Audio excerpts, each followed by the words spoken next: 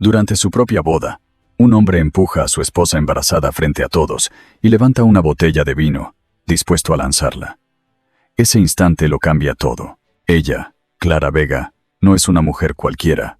Lo que parecía el final se convierte en el inicio de una lucha por la verdad que sacudirá a una de las familias más poderosas de España. De víctima pasa a ser voz, y su historia desnuda la violencia, el silencio y la necesidad de redención. Esta no es solo una historia de dolor, sino de justicia y esperanza. Porque a veces el coraje nace cuando todo parece perdido. Quédate conmigo, porque lo que viene después no lo vas a ver venir. Cuéntame desde dónde escuchas y qué hora es allá. Me encantará saberlo. El mar de San Sebastián brillaba como un espejo, pero en los ojos de Clara solo se reflejaba el miedo. Bajo el vestido blanco, latía una vida de 4 meses que intentaba no delatarla. Había soñado muchas veces con una boda sencilla, quizá en un jardín pequeño, sin fotógrafos ni periodistas, pero aquel día todo era grande, caro y ajeno. El rumor de las olas llegaba desde la bahía de la Concha, mientras la modista ajustaba la cintura del vestido con un hilo rápido. «Hemos soltado 2 dedos, por si acaso», dijo en voz baja. Marina, la amiga que había venido desde Barcelona para acompañarla, la miró por el espejo. «¿Estás segura de esto?», preguntó con suavidad. Clara no respondió. Se limitó a tocar su vientre, como si quisiera calmar al pequeño que se movía tímidamente bajo la seda. Beatriz Soler, la madre del novio, irrumpió en la habitación sin llamar.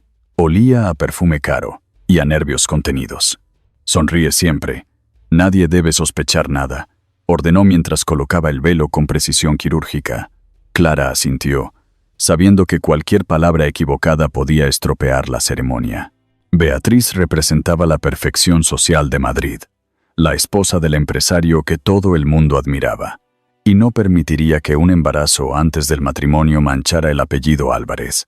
«Tu obligación hoy es mantener la calma. Todo tiene que parecer perfecto», añadió antes de salir con paso firme.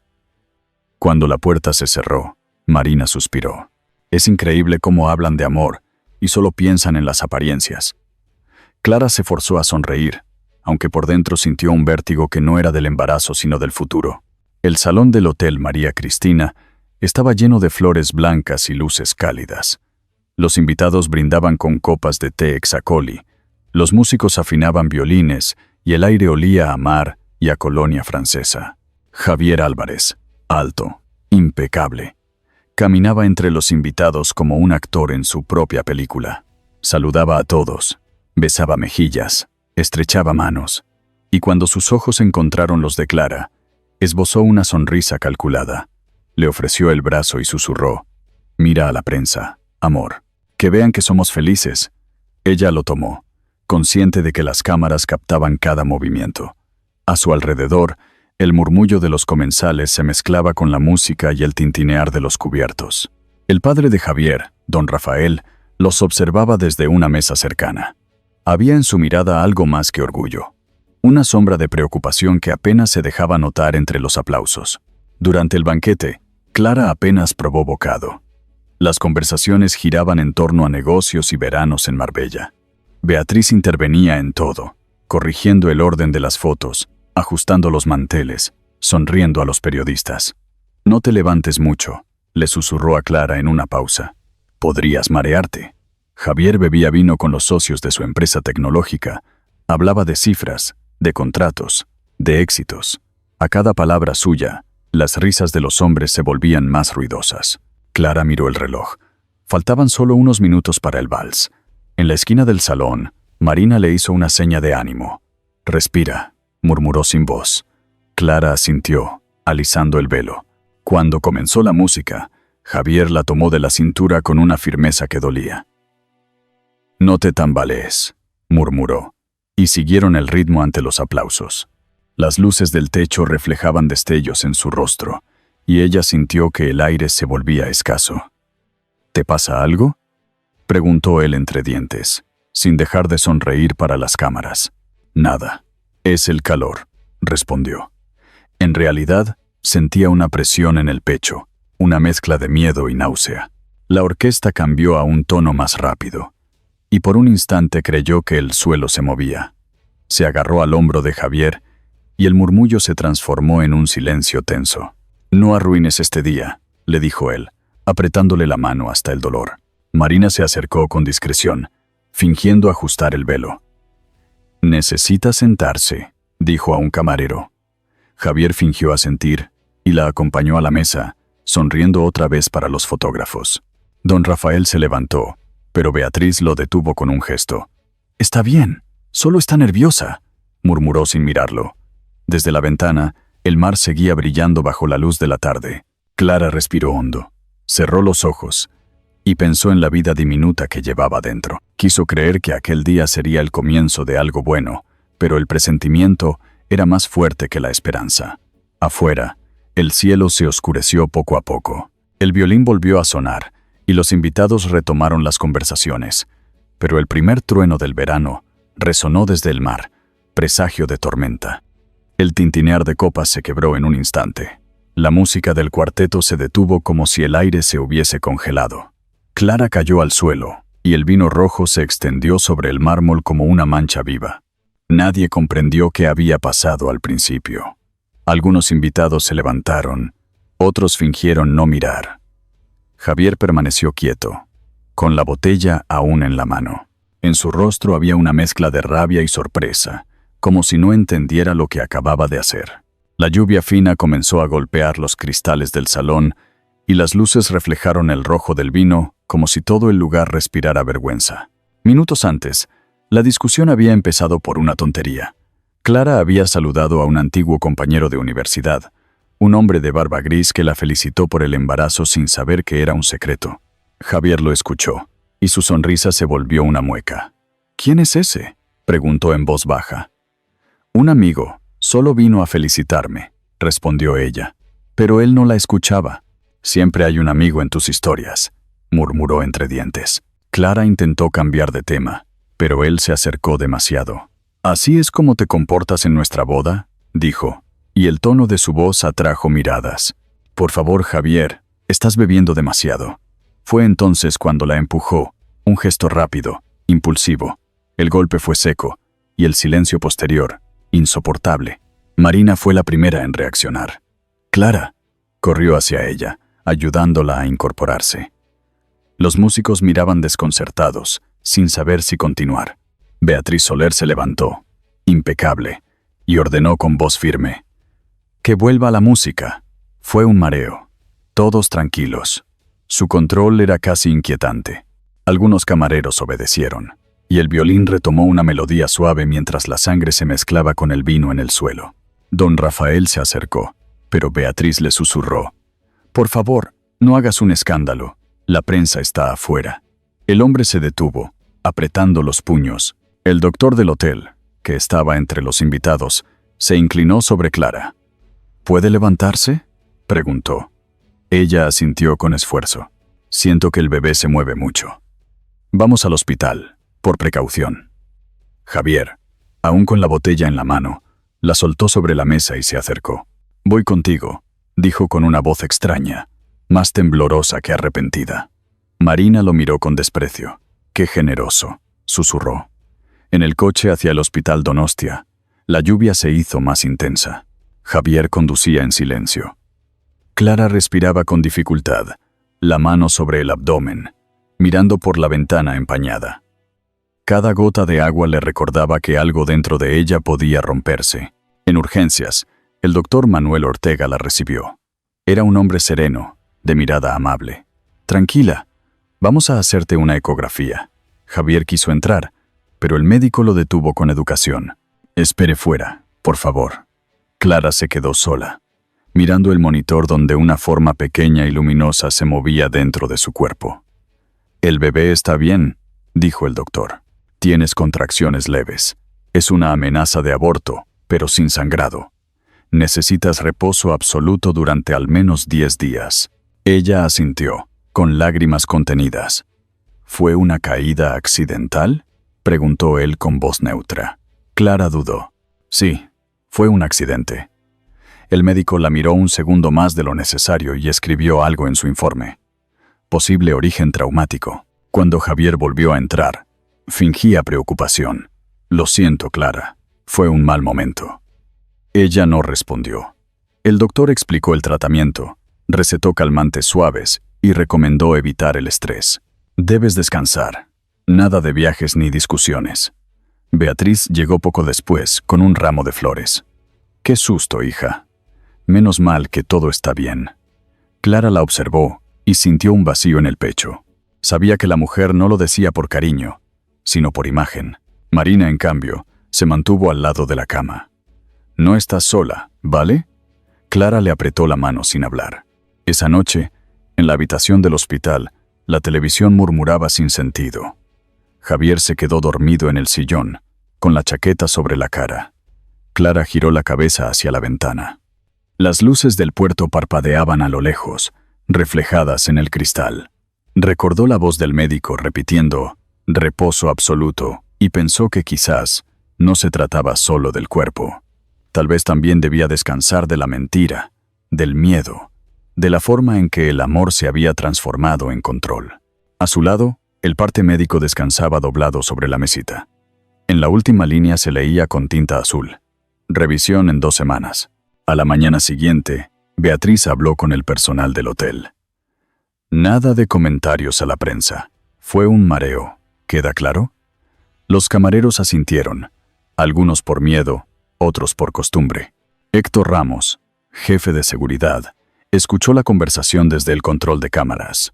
En la pantalla veía la imagen congelada de Clara cayendo y la botella de vino detenida en el aire.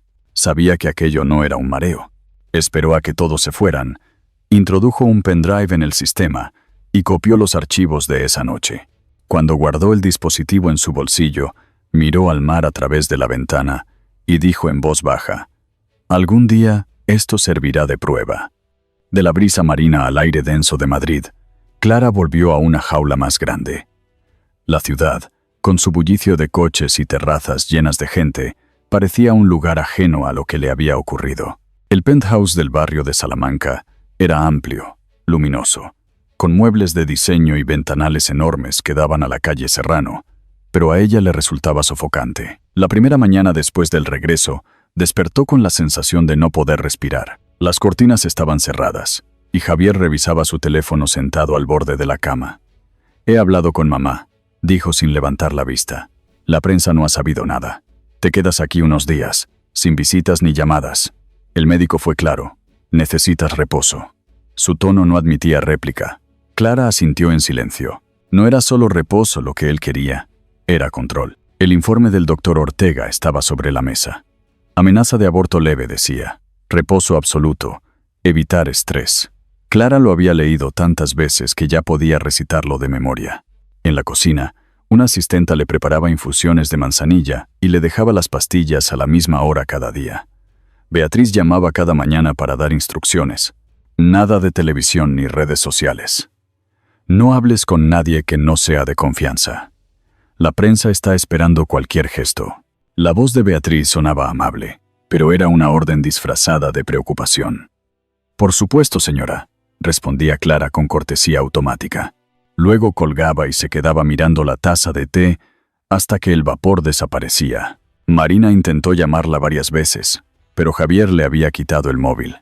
«No necesitas distracciones», le dijo cuando ella protestó. «Solo te hacen daño». Una tarde, él entró en la habitación sin tocar. «¿Has tomado las medicinas?»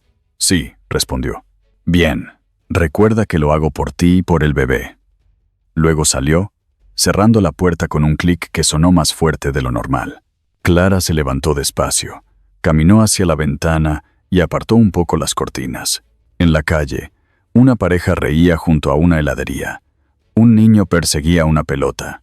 Ella apoyó la mano en el cristal frío y pensó que afuera seguía existiendo la vida, aunque la suya se hubiese detenido. Esa noche no pudo dormir. El tic-tac del reloj le marcaba cada minuto. En la mesita de noche, guardaba una pequeña libreta donde escribía pensamientos breves, a veces solo una frase. «No puedo quedarme callada para siempre. Tengo que protegerlo». ¿Dónde termina el amor y empieza el miedo? Era su única manera de sentirse viva. A medianoche escuchó a Javier hablar por teléfono en el despacho. No, nadie sabe nada. Todo está bajo control. Pausa. Sí, mi padre no sospecha nada. Él no entiende cómo funcionan estas cosas. Clara cerró los ojos, comprendiendo que no solo temía a su marido, sino también a su silencio.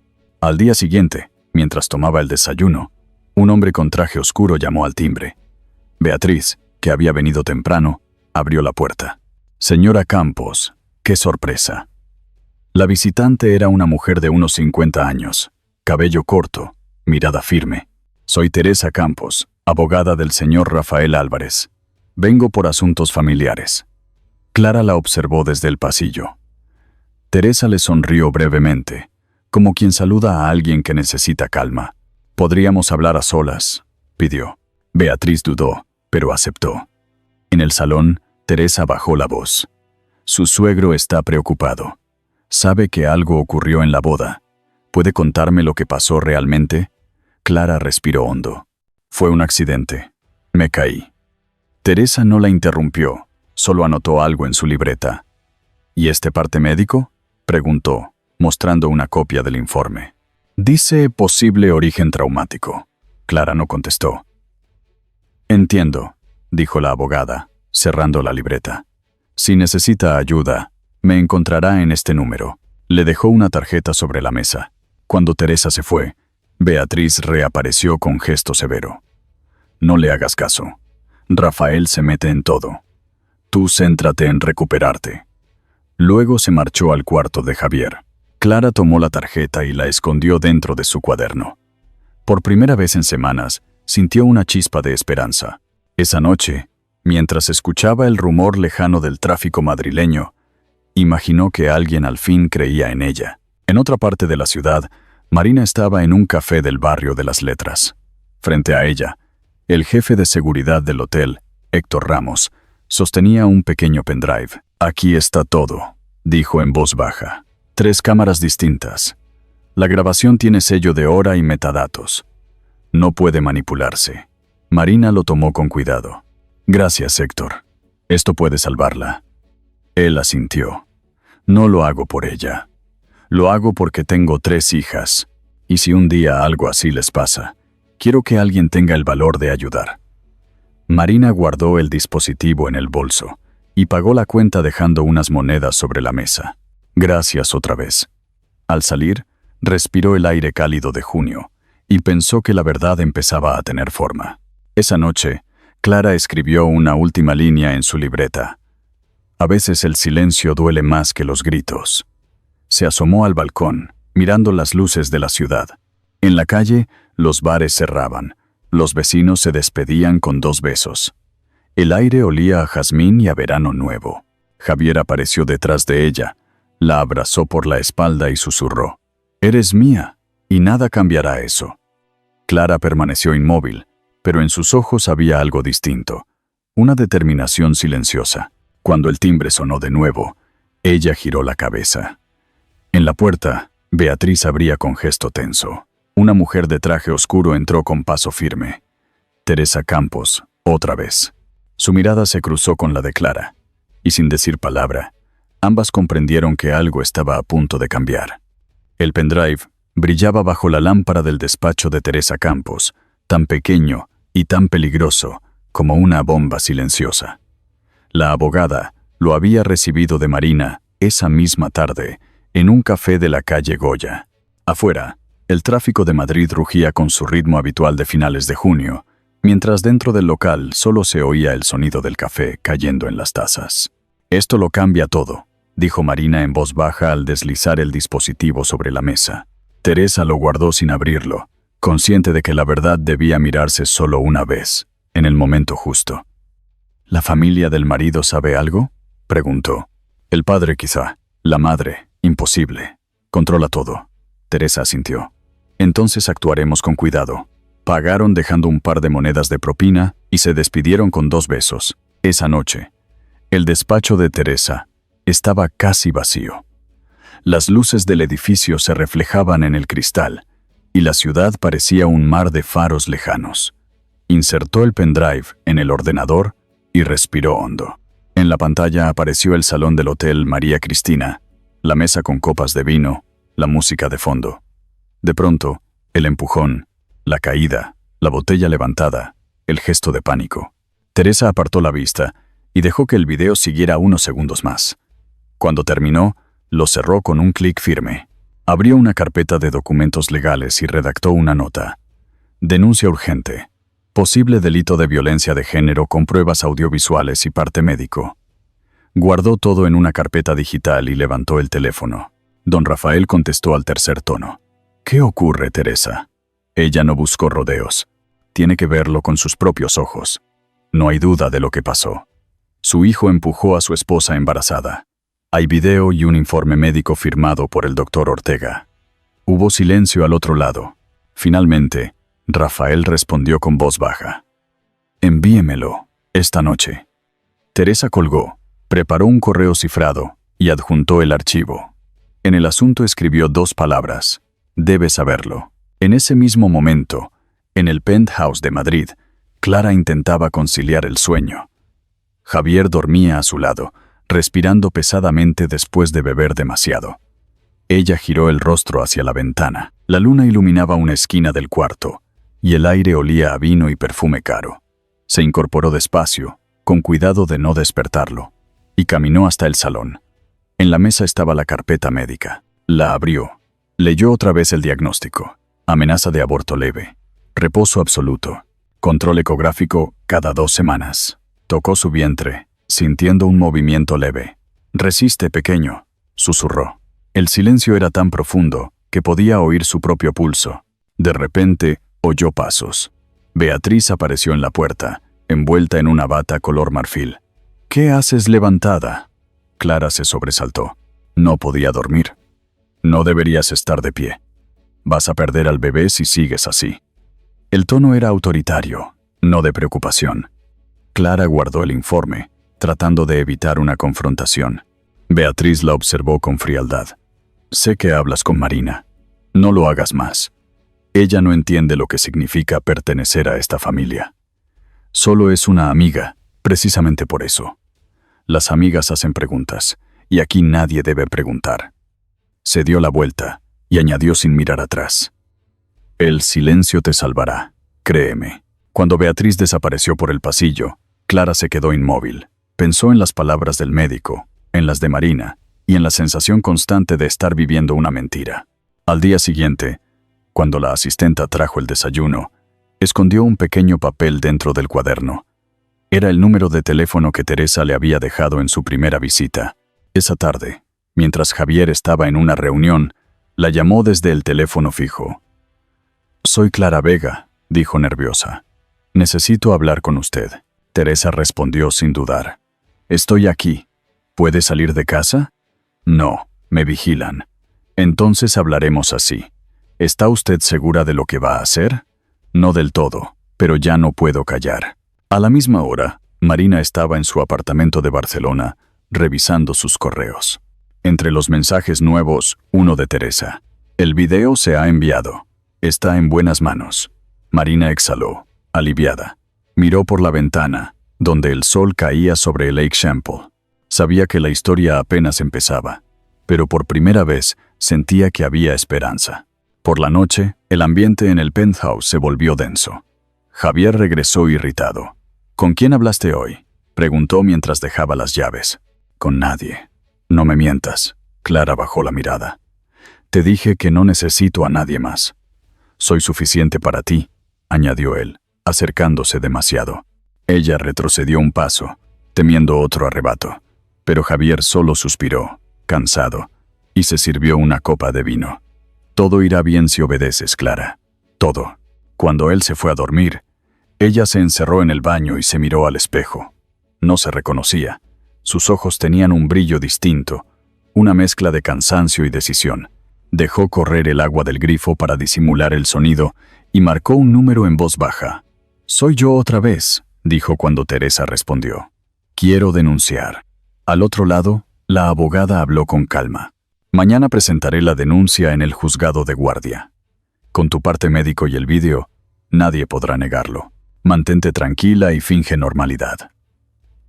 Clara cerró los ojos. «Gracias». Al amanecer, Teresa imprimió los documentos, los selló y los entregó en el juzgado.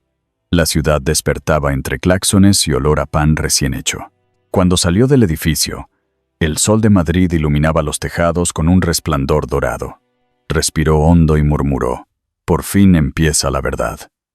Mientras tanto, en el penthouse, Beatriz revisaba las cámaras de seguridad domésticas. En una de ellas vio a Clara hablar por teléfono la noche anterior. Se quedó inmóvil apretando los labios. Sabía que el silencio ya no serviría de escudo. Clara, en su habitación, tocó su vientre y susurró para sí: «Callar me mata».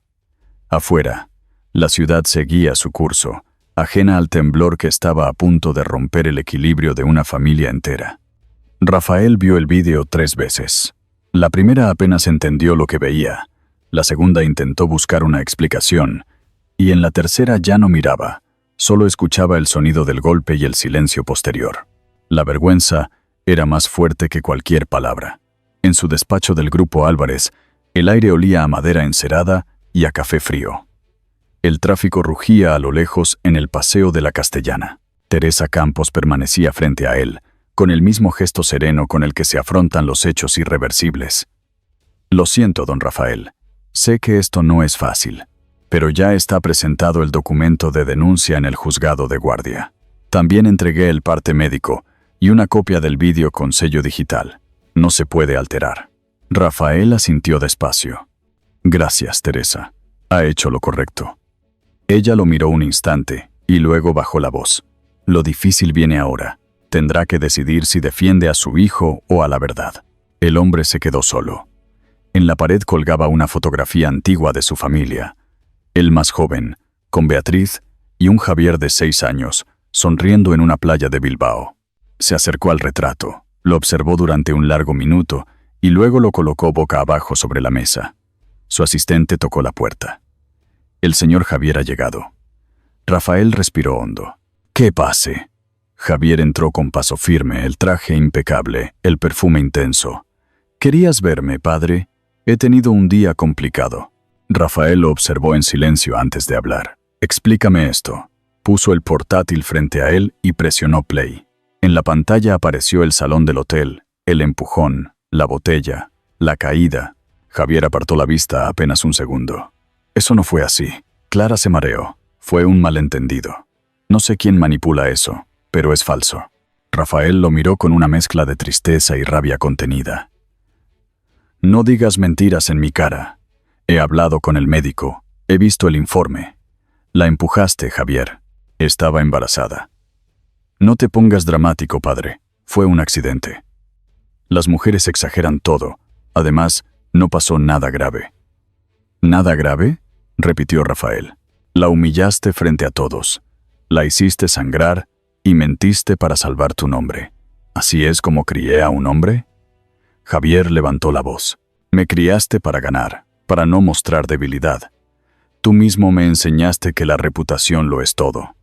Rafael apretó los puños. «Te enseñé a trabajar con dignidad, no a esconder la violencia detrás del dinero». La puerta se abrió sin aviso y Beatriz entró, pálida. «Rafael, por favor, no ahora. Esto no debe salir de la familia. Piensa en la empresa, en los empleados, en el apellido». Él la miró con cansancio. El apellido y la vergüenza. ¿Y la mujer que casi pierde a su hijo por culpa de nuestro silencio? Beatriz bajó la cabeza. «Haremos que Clara se quede tranquila. Le daremos lo que necesite, pero no destruyas la familia». «La familia se destruyó cuando dejamos de decir la verdad», replicó Rafael. Durante unos segundos nadie habló. Afuera, una ambulancia pasó con la sirena encendida. Rafael tomó un sobre con documentos y lo colocó frente a su hijo. «Esto es una suspensión temporal. Desde hoy no representas al Grupo Álvarez en ningún acto público. Y tus cuentas personales quedan congeladas hasta nuevo aviso». Javier lo miró incrédulo. «¿Me estás castigando? ¿A mí? ¿Tu propio hijo?». Rafael se levantó, mirándolo directamente. «No te castigo. Te detengo antes de que destruyas todo lo que queda de nosotros». Beatriz dio un paso al frente, con la voz quebrada. «Rafael, por favor, piénsalo bien. Los medios se enterarán». «Que se enteren». respondió él. Prefiero perder dinero que perder el alma. Javier, rojo de furia, golpeó la mesa. No tienes derecho. Todo esto es por culpa de esa mujer. Rafael dio un paso hacia él. No digas su nombre con desprecio. Esa mujer, como tú la llamas, es tu esposa y la madre de tu hijo, y tú la trataste como a un enemigo. Hubo un silencio espeso. Beatriz se cubrió el rostro con las manos. Javier retrocedió, sin palabras. Rafael habló de nuevo, más bajo. Mañana convocaré al Consejo de Administración. Presentaré tu suspensión oficialmente. Si aún te queda algo de decencia, quédate en silencio. Javier salió del despacho sin mirar atrás. Beatriz se quedó quieta, los ojos húmedos. Lo perderás para siempre, dijo en un susurro. Rafael la observó, agotado. Ya lo perdí el día que aprendió a mentir como tú. Ella no respondió. Teresa volvió a entrar con un documento para firmar. Es el comunicado interno, don Rafael. Necesito su firma. Él tomó la pluma y firmó despacio. Por la familia, dijo en voz baja. Precisamente por la familia. Esa tarde, la noticia de la suspensión comenzó a circular entre los pasillos del edificio. Los empleados se miraban sin hablar, conscientes de que algo importante estaba ocurriendo. Rafael permaneció en su oficina hasta que el sol comenzó a caer sobre los tejados de Madrid. Observó cómo las luces se encendían una a una, como si la ciudad despertara justo cuando él empezaba a entender la magnitud de lo que había hecho. En su interior no había alivio, solo una tristeza, limpia, parecida a la justicia. Cuando Teresa se despidió, él le estrechó la mano. Gracias. Cuide de Clara. Ella necesitará apoyo. Ella asintió. Y usted también, don Rafael. Al quedarse solo, abrió la ventana. El aire de la tarde traía olor a lluvia y a tierra. Pensó en Bilbao, en su madre, en los gritos que oía de niño cuando su padre llegaba borracho. Juró entonces que nunca permitiría que la violencia volviera a su casa.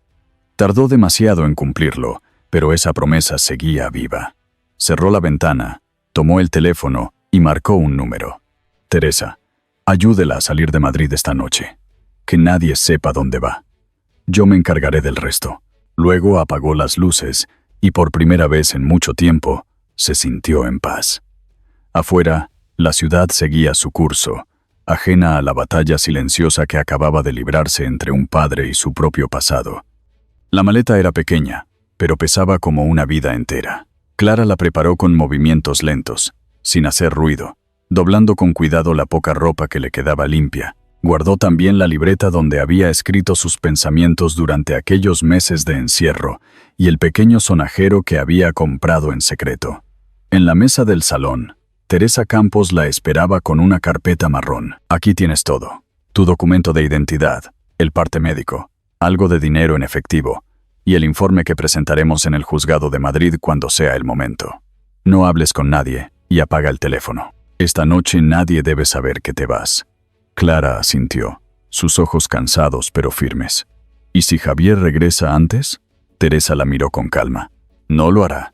Don Rafael lo envió a Valencia por asuntos de la empresa. Tienes unas horas de ventaja. El sonido de la llave al girar en la cerradura la hizo temblar. Pero solo era Marina. Llevaba vaqueros, una chaqueta de lino y una determinación que no admitía dudas. Todo está listo. El coche está abajo. Tenemos un trayecto largo hasta Granada, pero es el lugar más seguro.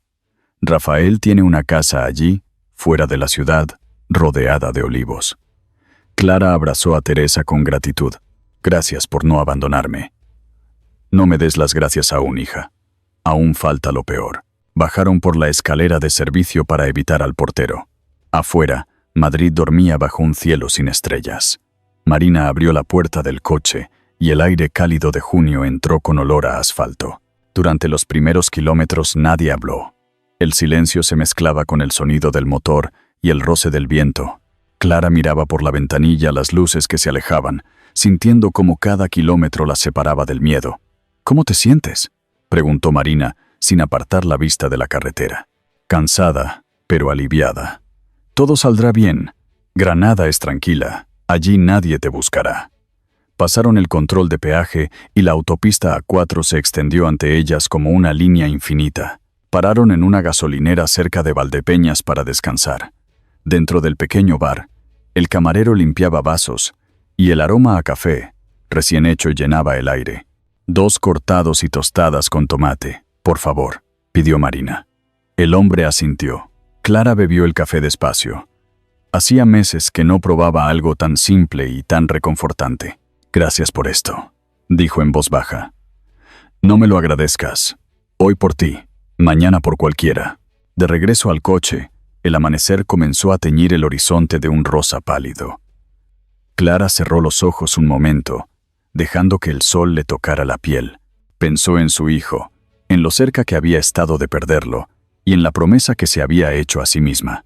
Protegerlo, incluso si eso significaba perderlo todo. Marina encendió la radio. Una canción antigua sonaba con voz melancólica. Mi abuela escuchaba esto cuando limpiaba la casa, dijo riendo. Clara sonrió por primera vez en mucho tiempo. Suena ahoga. Cuando llegaron a Granada, el reloj marcaba las 8 de la mañana. La ciudad despertaba entre montañas y olor a pan recién horneado. Tomaron una carretera secundaria que bordeaba campos de olivos. Al final del camino, una casa blanca se alzaba entre cipreses. El cortijo de don Rafael era sencillo, con un porche amplio y paredes encaladas. Aquí estarás segura, dijo Marina mientras abría la puerta. Dentro olía a madera vieja y a lavanda. Teresa, que había viajado en tren la noche anterior, ya los esperaba. He preparado una habitación en la planta baja.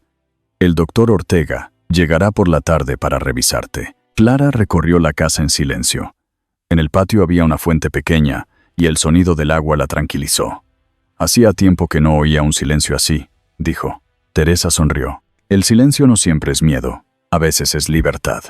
Se sentó en el porche con una manta sobre las piernas y observó cómo Marina hablaba por teléfono, informando discretamente a don Rafael de su llegada. Desde el otro lado, él respondió con voz grave. Bien, que descanse. Dígale que tiene un hogar y una familia que la respalda. A mediodía, el calor se volvió intenso. Clara preparó una infusión de manzanilla y la bebió despacio en la sombra. Los movimientos del bebé eran más suaves ahora, como si también sintiera el alivio. Marina hojeaba un periódico local, en el que aún no se hablaba del caso. Todo parecía en calma, pero esa tranquilidad duró poco. Al anochecer, mientras cenaban, el teléfono fijo del cortijo sonó. Teresa contestó, y su rostro cambió. Se ha filtrado el vídeo, dijo con voz tensa. Lo están pasando en los informativos. Dicen que un empresario madrileño podría haber agredido a su esposa embarazada. No mencionan nombres, pero es cuestión de tiempo. El silencio llenó la habitación. Clara dejó la cuchara sobre la mesa. Entonces lo sabe todo el país. Marina apagó la televisión. No mires eso. No sirve de nada. Teresa apoyó una mano sobre la suya. Ahora no corremos peligro. Estás protegida legalmente y moralmente. Lo importante es que vivas. Afuera, los grillos cantaban. La noche olía a tierra caliente y a flores de azahar. Clara se levantó, salió al patio y miró el cielo. Por primera vez en mucho tiempo, sintió que respiraba sin miedo. Marina la alcanzó unos minutos después. ¿En qué piensas? En todo lo que perdí y en lo que aún puedo construir. Tienes derecho a empezar de nuevo. Clara sonrió débilmente. Ya no quiero huir, Marina. Quiero vivir. Las dos se quedaron en silencio, escuchando el murmullo de la fuente. Dentro de la casa, Teresa revisaba papeles bajo la luz de una lámpara, escribiendo notas con letra firme. En su rostro había cansancio, pero también una certeza. Afuera, el primer viento de la sierra soplaba suave, moviendo las hojas de los olivos. Marina apagó la luz del porche. Ya no hay vuelta atrás, dijo despacio. Clara la miró y asintió. El amanecer comenzaba a insinuarse en el horizonte, dorado y tranquilo, como una promesa cumplida. En Madrid, los flashes cegaban la entrada del juzgado. Los periodistas esperaban desde temprano, agolpados detrás de las vallas, con micrófonos y cámaras apuntando hacia la puerta principal. Dentro, el aire era tenso, casi espeso. En Granada, a cientos de kilómetros, Clara observaba todo desde la pantalla de un ordenador. El juez había autorizado su declaración por videoconferencia por recomendación médica. Su rostro, pálido pero sereno, Aparecía en el monitor de la sala. Teresa Campos estaba a su lado, tomando notas con precisión. Don Rafael, de traje oscuro y expresión grave, ocupaba el asiento reservado a los testigos. El juicio no era solo legal, era moral. Era la batalla silenciosa entre el poder y la verdad. Javier Álvarez entró en la sala con paso seguro. Vestía un traje gris y llevaba una sonrisa que no alcanzaba los ojos. A su lado, su abogado mediático hablaba sin cesar con los reporteros, prometiendo aclarar un malentendido familiar. El murmullo del público se apagó cuando el juez golpeó la mesa. Silencio. Comienza la vista del caso número 217/25. Teresa levantó la cabeza y miró a Clara en la pantalla. Recuerda, solo responde lo necesario. Le había dicho antes de conectarse. Tu verdad ya está ahí. El fiscal expuso los hechos. La agresión ocurrida en la boda, las pruebas audiovisuales, el parte médico. Cada palabra resonaba como un eco en la sala. Javier mantenía la mirada fija en la mesa, moviendo los dedos sobre el bolígrafo. Cuando le tocó declarar, se levantó con gesto controlado. Fue un accidente. Mi esposa se mareó y perdió el equilibrio. Yo intenté ayudarla. El juez asintió sin mostrar emoción. ¿Y la botella de vino que sostiene en el video? Javier sonrió con frialdad. Una coincidencia. Estaba celebrando. El fiscal proyectó la grabación en silencio.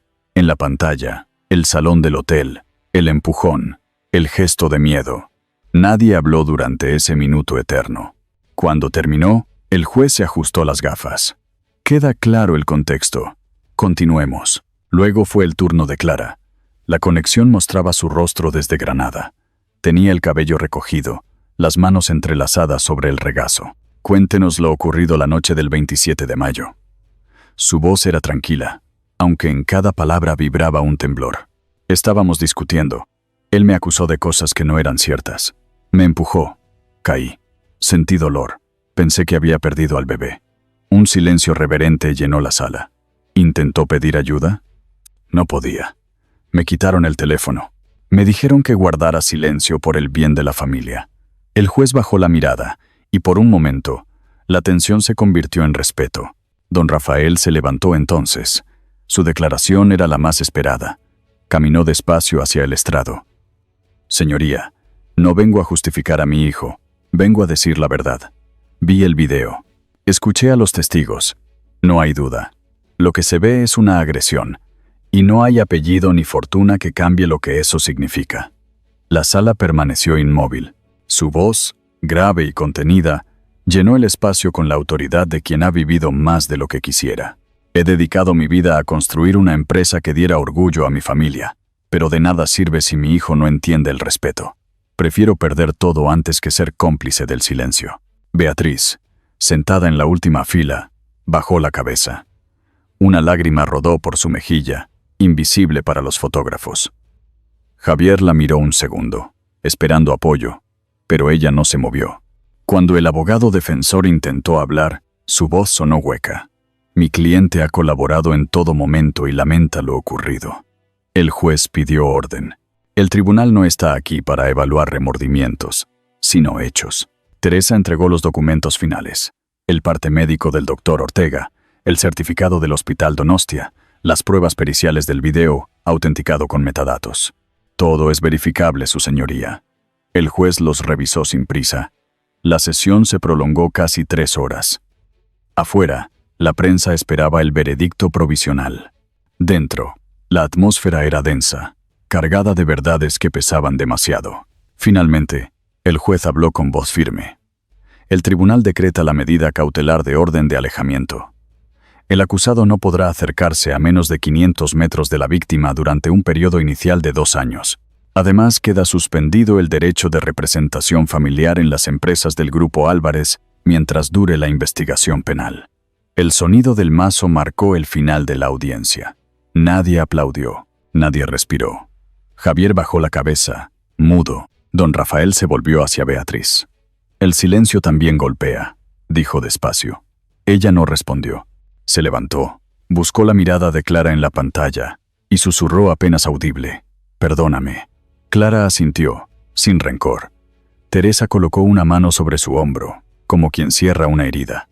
Al salir del juzgado, Los periodistas se arremolinaron alrededor de Rafael.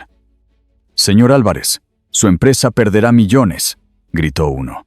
Él se detuvo, miró las cámaras y dijo con voz clara: «Prefiero perder dinero que perder el alma». Luego subió al coche sin mirar atrás. En Granada, Clara apagó la pantalla.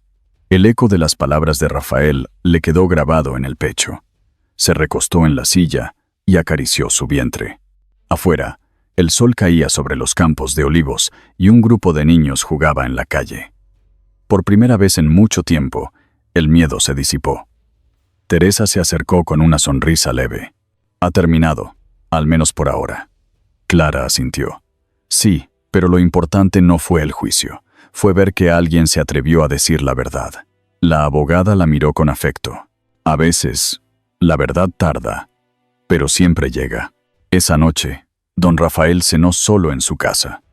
Encendió una vela y brindó con una copa de agua. «Por la dignidad», murmuró. En su interior había tristeza, pero también paz. Afuera, la ciudad se iluminaba bajo un cielo gris.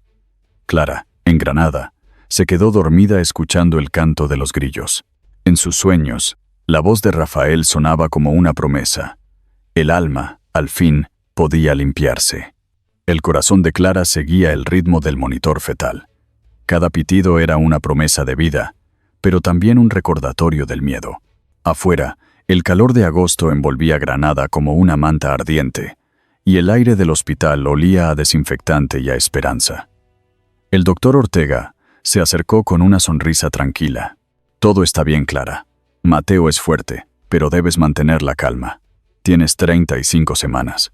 Aún es pronto, pero si se adelanta no habrá peligro». Ella asintió, respirando despacio, intentando no pensar en el juicio, en los periódicos, en los titulares, que aún giraban por toda España. Lo único que importaba era el pequeño corazón que sonaba dentro de ella. Teresa estaba sentada junto a la cama, repasando algunos documentos. Marina se movía de un lado a otro, nerviosa. «Parece que los periodistas siguen afuera». Don Rafael llamó, dijo que nadie puede entrar, ni siquiera para hacer preguntas. Clara trató de sonreír. «No me importa, solo quiero que todo termine». A lo lejos, las campanas de una iglesia sonaron, marcando las 12 del mediodía. El sol caía por la ventana y dibujaba destellos sobre el suelo. «Quizás sea hoy», dijo el doctor tras revisar la ecografía. «El cuerpo sabe cuándo dejar de resistir». Horas después, mientras las contracciones se volvían más regulares, Clara recordó la voz de su madre, diciéndole que la vida siempre empieza en medio del caos. Pensó en Javier, en la última vez que lo vio en la pantalla del juicio, y sintió una mezcla de rabia y compasión. No quería que su hijo creciera con ese miedo, ni con el peso de un apellido que se había convertido en sombra. «Prometo que serás libre», susurró, apretando la mano de Marina. «Lo seremos las dos», respondió su amiga. El doctor regresó con gesto firme. «Vamos a preparar el quirófano. El bebé está listo». El tiempo se volvió una sucesión de luces y sonidos. Clara oyó su propia respiración y el eco lejano de las voces del equipo médico. En un instante de silencio, escuchó el primer llanto. Era un sonido frágil, pero llenaba todo el espacio. «Ha nacido a las 35 semanas. Pesa 2 kilos 400 gramos.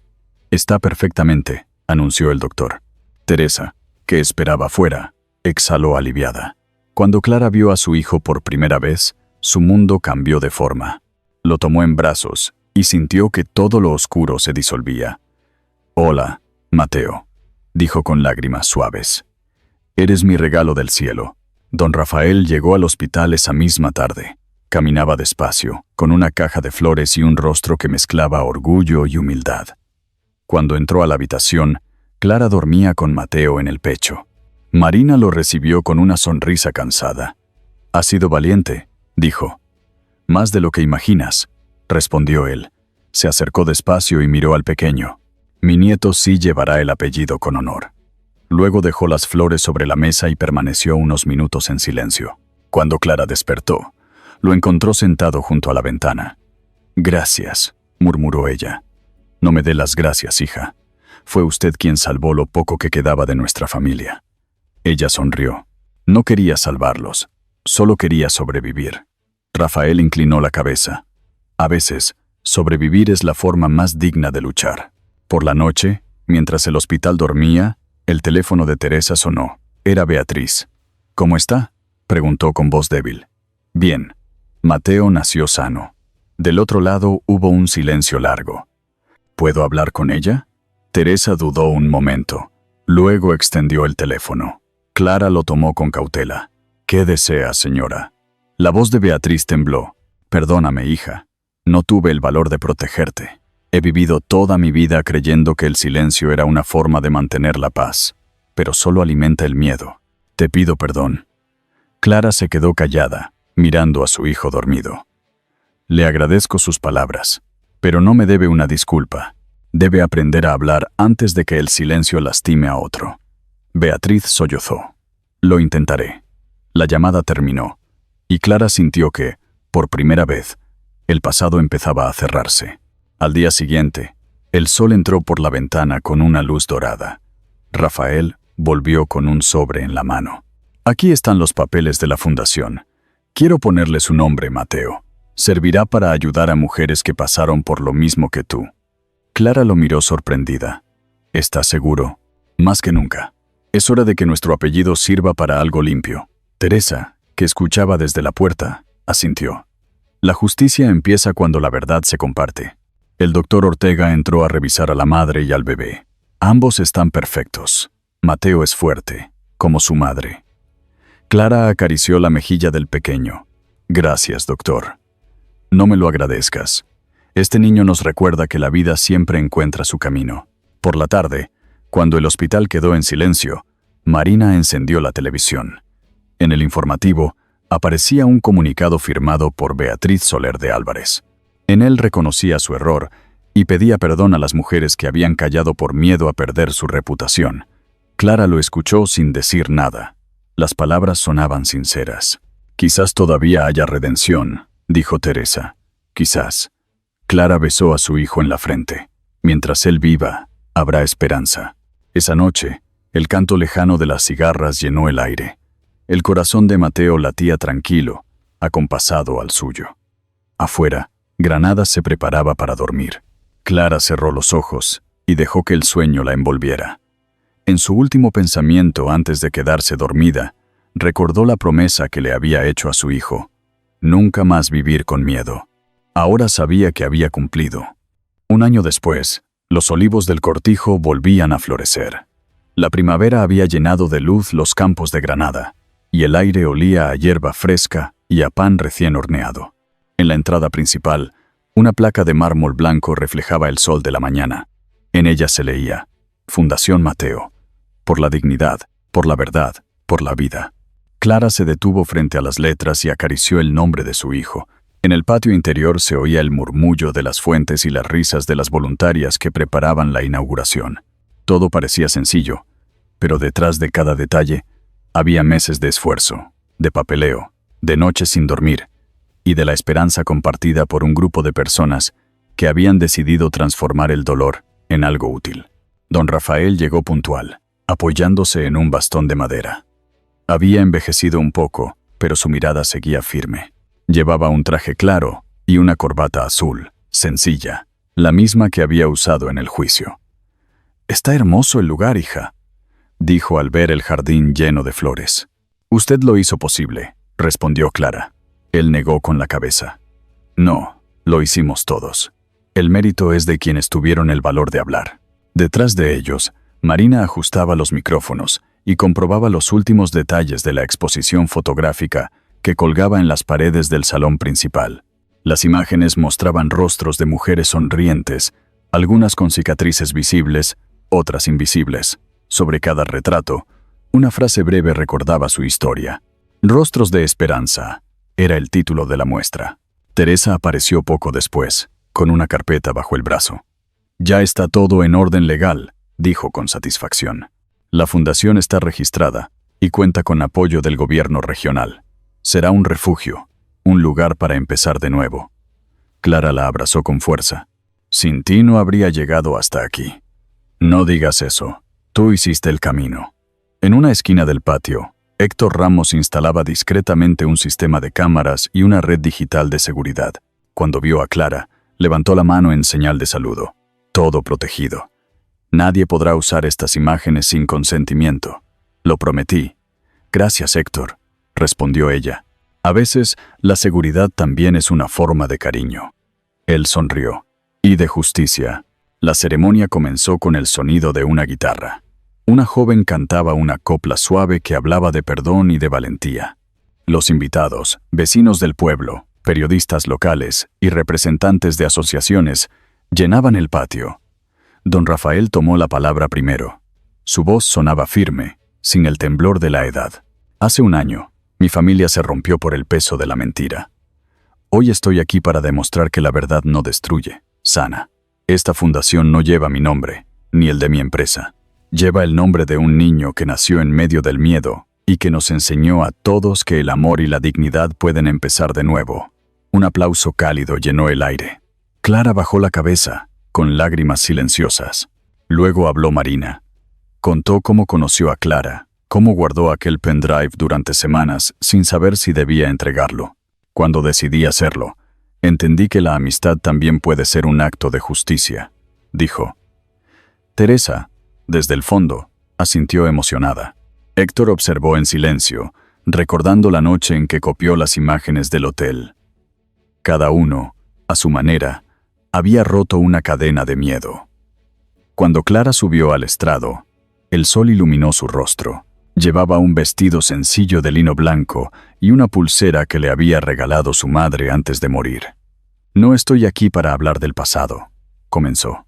Estoy aquí para hablar de lo que puede venir después del dolor. Este lugar no es solo mío ni de mi familia. Es para todas las que alguna vez callaron. Aquí no se juzga, se escucha. Aquí no se promete olvido. Se ofrece futuro. El aplauso fue largo, sincero. Mateo, de 1 año, estaba sentado en brazos de Marina y jugaba con una cinta de colores. Cuando la música volvió a sonar, Clara bajó del estrado y lo tomó en brazos. Este será tu legado, hijo. Que ninguna mujer tenga miedo de decir la verdad. Don Rafael los miraba desde lejos con una mezcla de orgullo y tristeza.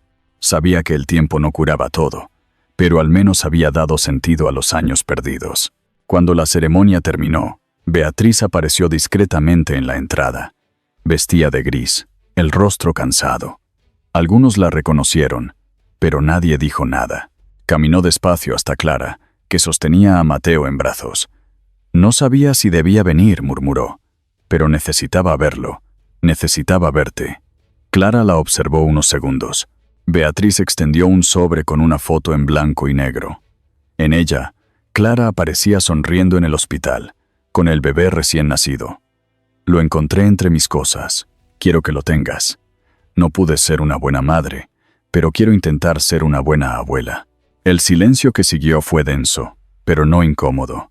Clara tomó la foto con delicadeza. No guardo rencor, Beatriz. Solo deseo que este sea un nuevo comienzo. La mujer asintió con los ojos húmedos. Gracias. Luego, sin decir más, se alejó entre la gente. Don Rafael se acercó y apoyó una mano en el hombro de Clara. A veces el perdón también es una forma de justicia. Ella respiró hondo, mirando hacia el cielo azul de Granada, y de libertad. La tarde cayó sobre el cortijo con un brillo dorado. Las luces del patio se encendieron poco a poco, y la música se mezcló con las voces alegres de los asistentes. Desde la colina cercana se veía toda la ciudad iluminada. Mateo dormía en brazos de Marina, ajeno a todo. Clara observó el horizonte y sintió que, al fin, la vida había encontrado su equilibrio. Las guitarras sonaban a lo lejos, y las flores del patio desprendían un aroma dulce. En ese instante, comprendió que la fuerza de una familia no estaba en el apellido ni en el dinero, sino en la verdad que los une después de haberse roto. 5 años después, el sol sobre Sierra Nevada parecía más limpio que nunca.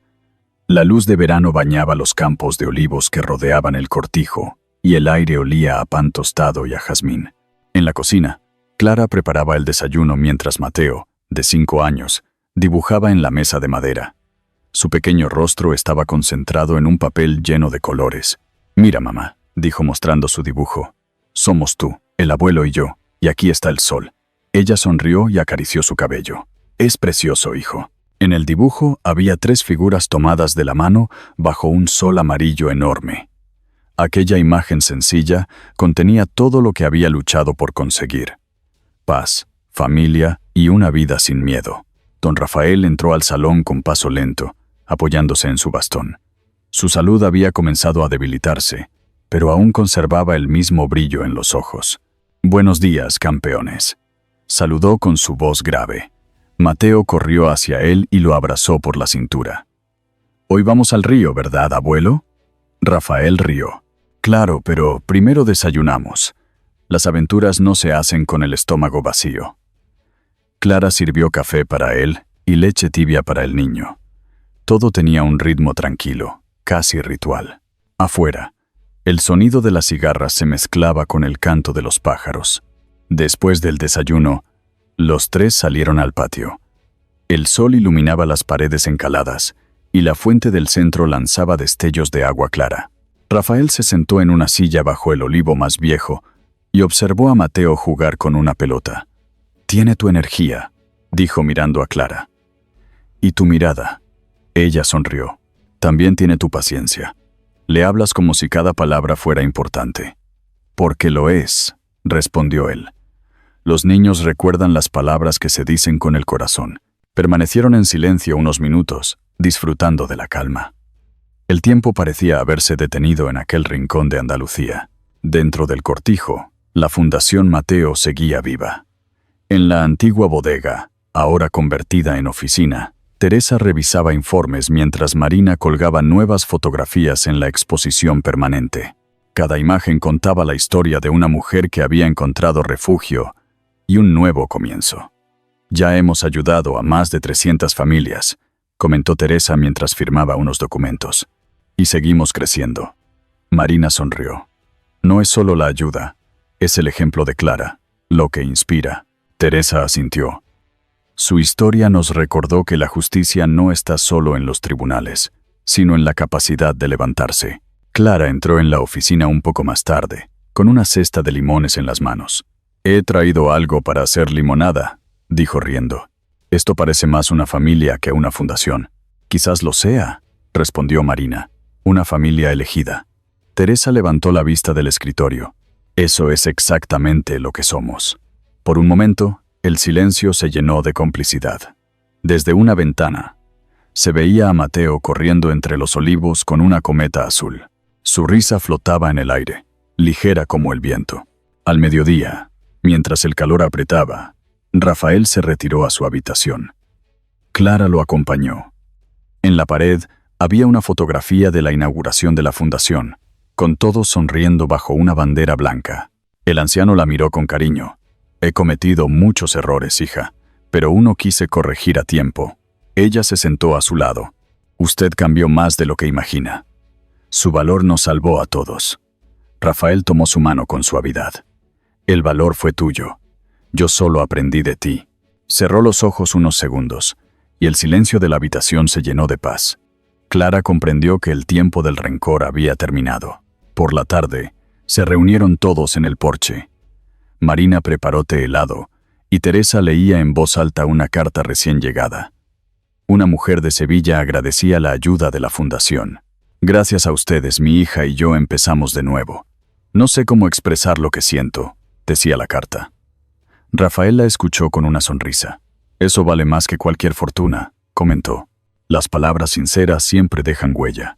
Clara miró al horizonte, donde el sol comenzaba a bajar, pintando de naranja los campos. «El mundo sigue siendo complicado, pero aquí todo parece tener sentido». Teresa levantó su vaso. «Brindemos por eso». Cuando el sol empezó a esconderse detrás de las montañas, Mateo se acercó a su madre y le preguntó: «Mamá, ¿por qué me llamo Mateo?». Ella lo levantó en brazos y lo miró a los ojos. «Porque eres mi regalo del cielo. Llegaste cuando todo parecía perdido y me enseñaste a no tener miedo». El niño apoyó la cabeza en su hombro y se quedó dormido. Rafael los observaba con ternura. «Tu madre tiene razón, pequeño. Eres la prueba de que el amor siempre encuentra su camino». Clara lo acostó en su cama y regresó al porche. La brisa de la noche traía olor a tierra húmeda y el sonido lejano de unas campanas. Abrió las ventanas, dejando que el aire recorriera la casa. Pensó en el pasado, en las noches de miedo, en el silencio que la había sofocado. Todo eso parecía pertenecer a otra vida. Ahora solo quedaba la serenidad de quien ha sobrevivido y aprendido a perdonar. El cielo se oscurecía, y las luces del cortijo encendían su resplandor cálido. Clara se sentó en la mecedora, mirando la luna que asomaba sobre la sierra. A lo lejos se oía el murmullo de una guitarra. Cerró los ojos un momento y respiró hondo. Nadie puede cambiar el pasado, pensó, pero todos podemos escribir un futuro digno. La cámara imaginaria se alejaría mostrando el cortijo, las luces, el campo tranquilo y una voz en el aire, suave como una oración. La verdadera fuerza de una familia está en su verdad y en su amor, incluso después de la tormenta.